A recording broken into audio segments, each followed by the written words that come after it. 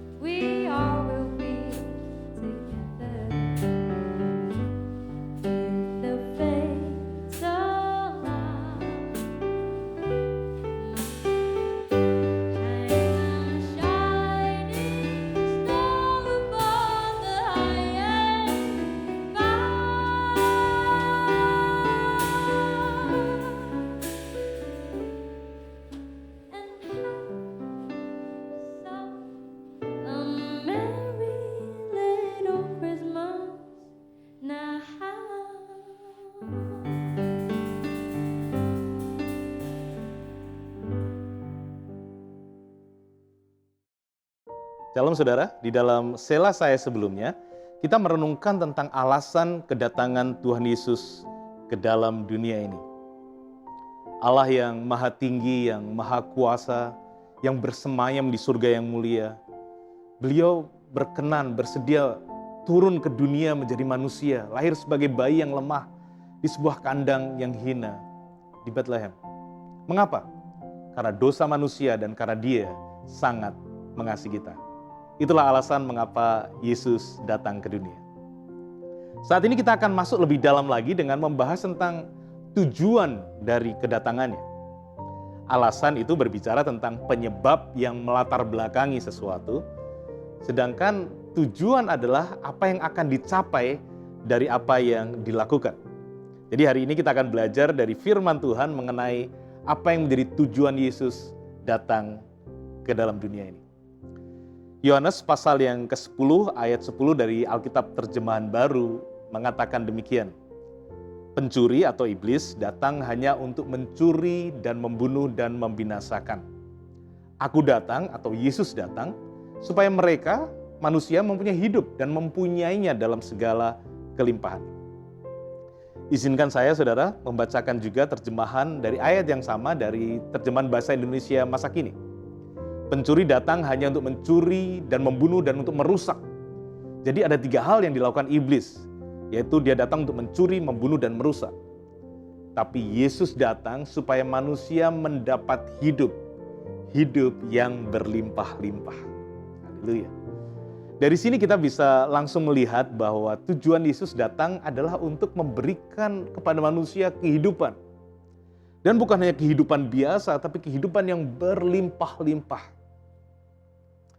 Saudara, kata hidup dalam bahasa Yunaninya adalah zoen. Artinya adalah kehidupan baik secara jasmani saat ini maupun kehidupan secara rohani di dalam kekekalan. Kedatangan Yesus adalah untuk memberikan kepada manusia sebuah pengharapan bahwa walaupun kita berdosa dan layak untuk dihukum mati karena dosa, namun di dalam Dia kita beroleh kehidupan baik di dunia ini maupun juga di dunia yang akan datang. Kita yang percaya kepada Yesus diberikan janji bahwa kita tidak akan binasa, tapi beroleh kehidupan yang kekal. Itu adalah arti kata hidup. Dan kehidupan yang Dia janjikan kepada kita bukanlah kehidupan yang biasa, tapi kehidupan yang berlimpah-limpah. Nah saudara, kata berlimpah dalam bahasa aslinya adalah perison. Artinya itu super berlimpah, superior atau unggul, dan memiliki implikasi berlebih-lebih atau eksesif. Itu adalah tujuan Yesus datang ke dunia untuk memberikan kepada kita kehidupan yang berlimpah, kehidupan yang lebih daripada cukup. Baik saat kita di bumi ini maupun di dalam kekekalan, kehidupan yang berlimpah. Mengapa berlimpah, saudara? Karena Tuhan mau untuk kita tidak hanya menikmatinya bagi diri kita sendiri. Tuhan mau apa yang Dia limpahkan itu akan kita salurkan menjadi berkat bagi mereka yang memerlukan. Kehidupan yang berlimpah seperti apa sih yang Yesus berikan kepada kita, orang yang percaya kepada Dia? Untuk menjawabnya kita akan melihat terlebih dulu bagian pertama dari Yohanes 10 ayat 10 yang tadi telah kita baca. Di sana dikatakan bahwa pencuri atau iblis datang hanya dengan 3 tujuan ya. Mencuri, membunuh, merusak. Iblis itu pekerjaannya adalah untuk mencuri, atau mencuri itu berarti mengambil sesuatu yang bukan miliknya, sesuatu yang kita miliki. Contohnya dia bisa mencuri harta kita, mencuri damai sejahtera, mencuri sukacita kita. Dia juga datang untuk membunuh. Dalam bahasa aslinya kata membunuh di sini secara khusus berlaku sewaktu seseorang membunuh korban untuk dipersembahkan di mezbah pengorbanan. Artinya saudara, iblis bisa mematikan apa yang sebelumnya penuh dengan kehidupan untuk tujuan dan rencana jahatnya.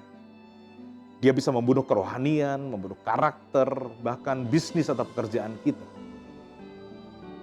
Dan kehidupan yang terbunuh itu kemudian bisa dipakai sebagai persembahan bagi rencana iblis. Yang ketiga, iblis itu datang untuk merusak. Merusak itu berarti membuat apa yang baik menjadi tidak baik. Sesuatu yang rusak itu tetap ada di sana. Tidak hilang, tidak dicuri, dan tidak mati, tetapi rusak. Iblis datang untuk merusak hubungan keluarga, suami dengan istri, orang tua dengan anak, merusak hubungan pertemanan, merusak hubungan persaudaraan dalam jemaat, merusak gereja. Dia juga bisa merusak organ tubuh kita dan juga bahkan bisnis atau pekerjaan kita. Saudara, tentu saja hal-hal yang hilang, mati dan rusak yang kita alami tidak semuanya dilakukan langsung oleh iblis. Bisa jadi itu terjadi karena kesalahan kita atau kelalaian orang lain yang berakibat fatal, berakibat buruk pada kita. Namun Alkitab tidak mungkin salah saat menuliskan hal-hal tersebut, saudara. Artinya di balik semua hal buruk yang terjadi dalam hidup kita, iblis itu turut bekerja di sana. Secara langsung atau tidak langsung dia tuh bekerja supaya umat manusia mengalami kehilangan, kematian, dan kerusakan. Menderita karena hal itu. Dan karena kita masih tinggal di dunia yang berdosa, kita semua pasti pernah mengalami ketiga hal itu. Memang saudara, iblis tidak punya kuasa atas orang percaya kepada Yesus. Tapi iblis bisa mempengaruhi kita melalui tipu daya dan juga ketakutan atau roh intimidasi. Saudara, jangan pernah meremehkan iblis. Sekali ia masuk, maka ia akan segera mencuri, membunuh, dan merusak. Sama persis seperti COVID-19 virus ini. Sekali masuk dalam tubuh akan berpotensi untuk mencuri, membunuh, dan merusak tubuh kita. Nah, dalam kondisi manusia yang sepertinya menjadi tempat iblis bekerja inilah Yesus datang. Dia datang dengan tujuan menyelesaikan masalah manusia sekali untuk selama-lamanya. Yesus datang menjadi sebuah kontras dari apa yang iblis lakukan. Yesus datang dengan tujuan yang sangat berbeda atau bertolak belakang dengan apa yang iblis lakukan. Yesus datang untuk memberikan kepada manusia kehidupan yang berlimpah. Kepada umat manusia yang mengalami kehilangan, kematian, dan kerusakan akibat iblis, Yesus datang memberikan kehidupan. Dengan kedatangannya, Yesus sanggup mengembalikan apa yang dicuri oleh iblis. Kerugian, kehilangan, ditipu, dirampok, dicopet, dan lain-lain. Tuhan sanggup mengembalikannya, saudara. Tapi ingat, kata-kata kuncinya adalah dengan caranya dan di dalam waktunya, bukan dengan cara dan waktu kita untuk Tuhan mengembalikannya. Saya pernah mendengar kesaksian dari teman saya bagaimana Tuhan sanggup menyelamatkan dia dari usaha penipuan. Suatu hari tiba-tiba dia mendapatkan telepon dari istrinya yang sambil panik mengabari bahwa anaknya mengalami kecelakaan dan saat ini sedang dioperasi di rumah sakit. Istrinya mengatakan bahwa dia harus segera mentransfer sejumlah uang supaya operasi bisa segera dilakukan. Karena panik dan yang menelepon adalah istrinya sendiri, maka tanpa pikir panjang dia langsung kirimkan dana belasan juta pada waktu itu ke nomor rekening seseorang yang dia tidak kenal, yang dia dapat dari istrinya. Setelah selesai mentransfer dan mulai agak tenang, dia kemudian menelepon lagi istrinya untuk menanyakan lebih detail tentang peristiwa itu. Dan dari kronologi yang dia dengar dari istrinya, barulah dia sadar bahwa itu adalah penipuan. Dia segera menghubungi banknya dan menjelaskan apa yang terjadi. Dan bank itu kemudian memeriksa histori transaksi dan diketahui bahwa dana yang dikirim teman saya itu telah masuk ke sebuah rekening di luar pulau, saudara. Karena waktu ya, singkat cerita, bank itu langsung bertindak dan beberapa hari kemudian dana teman saya tersebut bisa secara utuh dikembalikan kepada rekening teman saya. Saya tahu tidak semua kisah penipuan berakhir seperti ini. Mungkin ada di saudara yang pernah mengalami pencurian atau mungkin penipuan.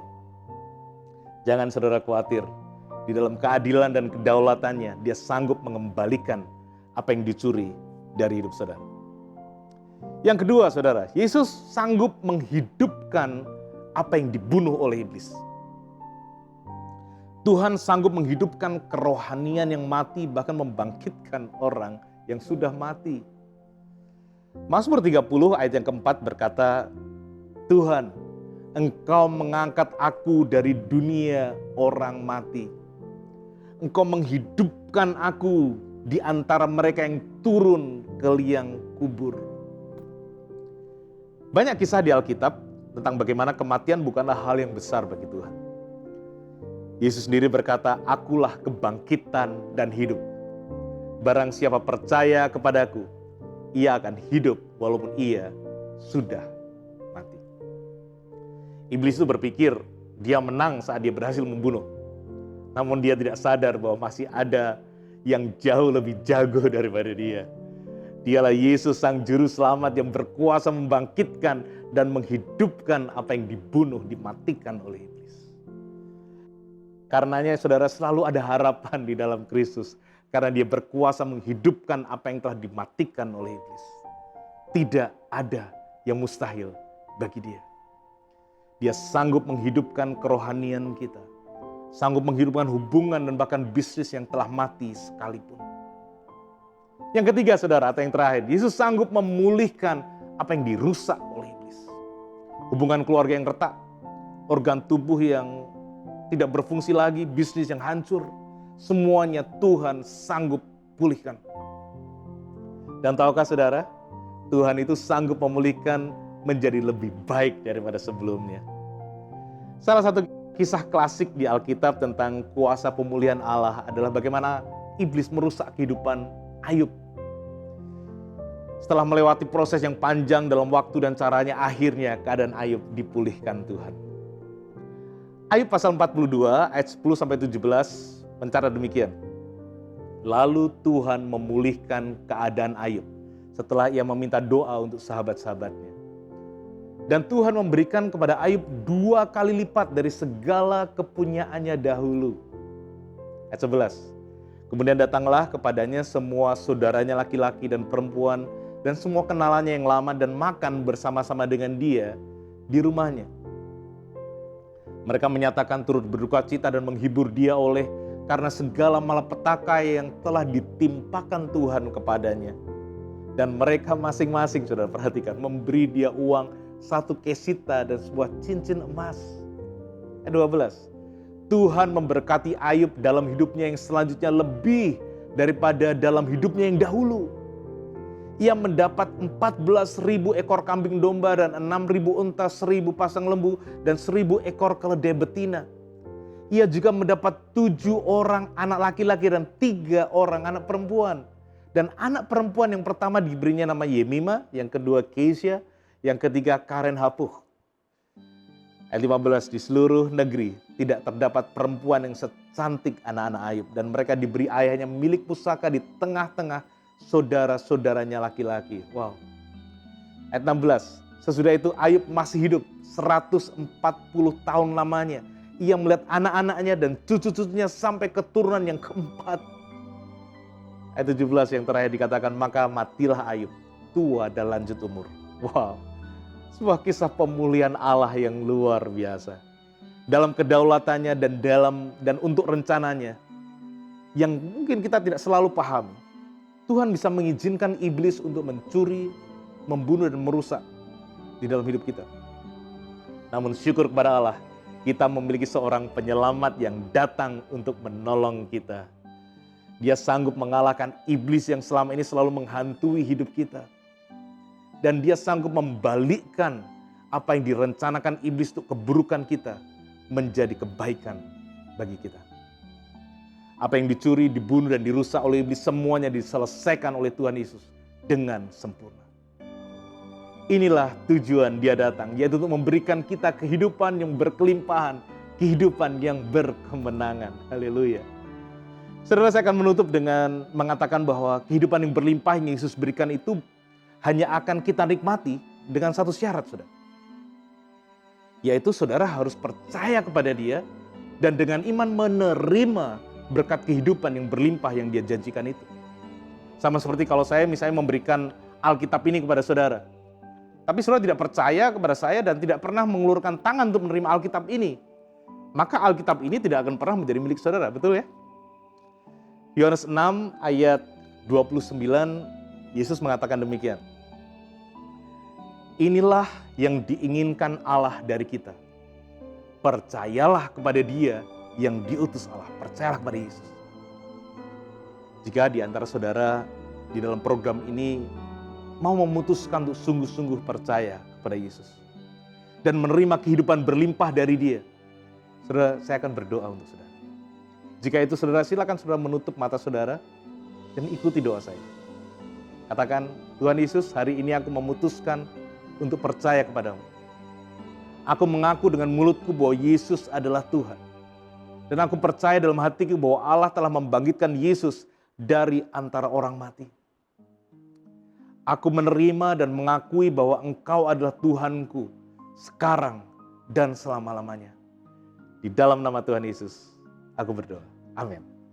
Saudara, saya juga mau berdoa bagi saudara yang mungkin mengalami kehilangan, kerugian, kematian, kerusakan, atau kehancuran dalam hidup saudara. Jika saudara sedang mengalami hal-hal tersebut, izinkan saya berdoa saat ini untuk saudara.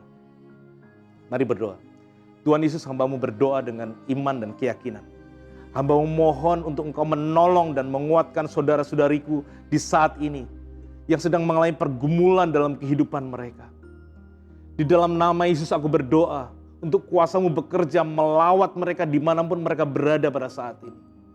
Bahkan aku beriman, aku percaya sebelum tahun ini berakhir Tuhan, ada mujizat Allah terjadi dalam kehidupan mereka. Apa yang iblis curi Engkau sanggup kembalikan Tuhan. Apa yang iblis telah bunuh Engkau sanggup hidupkan Tuhan. Apa yang iblis rusak Tuhan Engkau sanggup untuk memulihkannya bahkan lebih baik daripada sebelumnya. Aku berdoa Tuhan dan aku imani semuanya doa ini di dalam nama pribadi yang berkuasa. Pribadi yang telah datang ke bumi 2000 tahun yang lalu untuk memberikan kehidupan yang berlimpah bagi setiap kami yang percaya. Demi nama Tuhan Yesus kami berdoa. Amin, amin, amin. Tuhan memberkati saudara, selamat merayakan Natal dan semoga damai Natal beserta dengan kita semuanya. Tuhan Yesus memberkati.